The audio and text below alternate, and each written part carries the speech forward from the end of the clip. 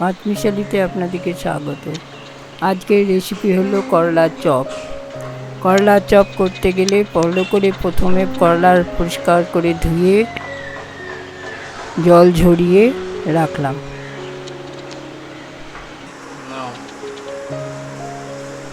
এরপর করলা দুই দিকটা ভালো করে পরিষ্কার করে কেটে নিতে হবে। মাঝখান থেকে চিরতে হবে, কিন্তু চেরাটা একটু সাবধানে, একবারে এমন জোরে চিপলে দুই পাশটা ভাগ হয়ে না যায়। করলা শক্ত আছে, একটু সাবধানে কাটতে হবে, বীজটা শক্ত বলে। তারপর একটা চামচার পেছন দিয়ে দেখুন করলাটা শক্ত আছে বলে একটু সাবধানে কেটে নিতে হবে।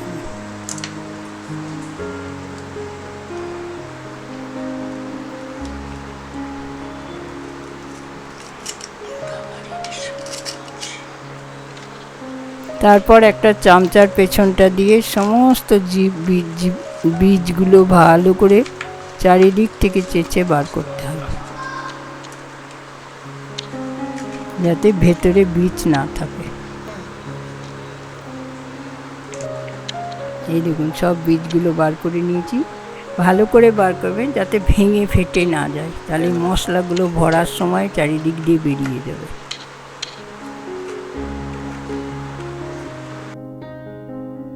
সবগুলো বীজ বার হয়ে গেছে।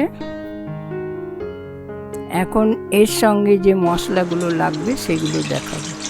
প্রথমে কড়াই চাপিয়ে জল দিয়ে করলাগুলো দেব, ওর সঙ্গে একটু নুন একটু হলুদ দিয়ে একটু সেদ্ধ করে নেব।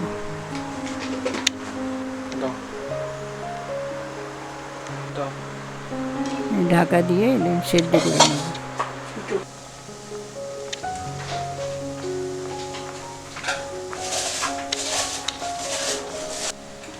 তারপর মশলাগুলো দেখাচ্ছি। পেঁয়াজ, কাজু বাদাম, কাঁচা লঙ্কা, রসুন, টমেটো,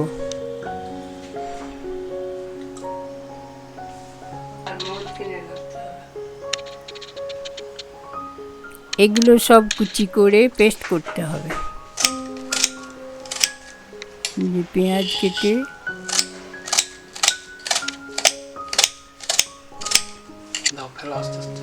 একসঙ্গে সব দিয়ে একসঙ্গে পেস্ট করতে হবে।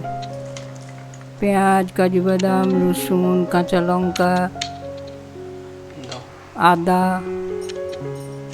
তারপরে বীজগুলো, করলার বীজগুলো সব দিয়ে একসঙ্গে পেস্ট করতে হবে। এটা পেস্ট হয়ে গেলে টমেটোটা আলাদা করে পেস্ট করে নিতে।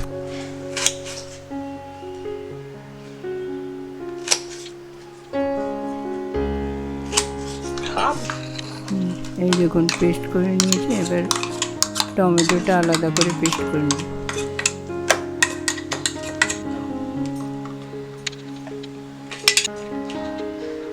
করলাগুলো জল থেকে তুলে জলটা ভালো করে ঝরিয়ে নিতে হবে।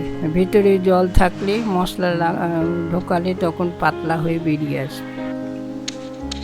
এই জন্য জলটা ভালো করে ঝেড়ে ঠান্ডা হলে তবে মশলা ভরা যাবে।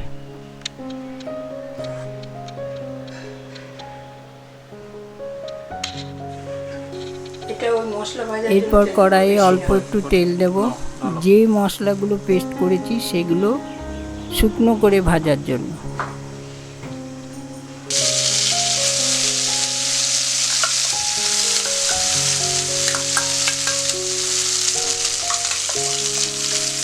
সমস্ত মশলা টমেটো সব দিয়ে এটাকে কষার মতো একদম জলটা যেন মরে যায়, শুকনো শুকনো হয়ে যায়।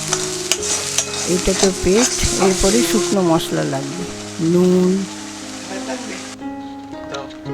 হলুদ,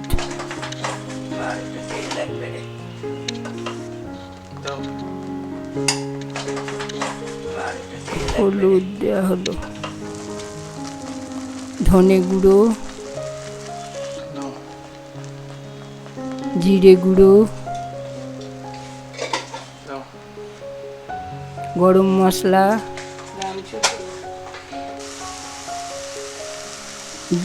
মৌরি গুঁড়ো,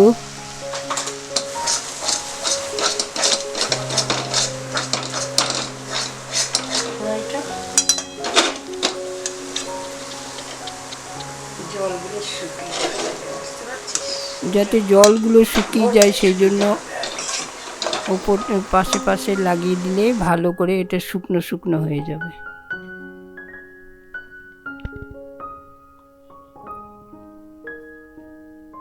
এর মধ্যে আপনারা একটু টক লেবুও দিতে পারেন। ভাজা মশলা সব শুকনো ঠান্ডা হয়ে গেছে। এবার একটু গোল গোল করে, মশলার পরিমাণ বেশি হলে বেরিয়ে যাবে, যার জন্য সমান করে মশলা ভরে চিপে চিপে এটাকে বন্ধ করতে হবে। তেলে ভাজার সময় যেন ওটা মশলাটা বেরিয়ে তেলের সঙ্গে ভাজা না হয়ে যায়।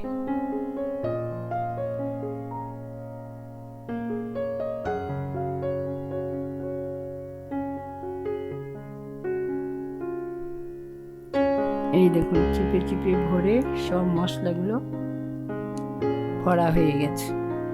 এরপর কড়াইয়ে তেল দিয়ে করলাটা লাল করে ভাজতে হবে। করলার উপরটা লাল করে ভাজলেই হবে, কারণ মশলাটা ভাজা আছে।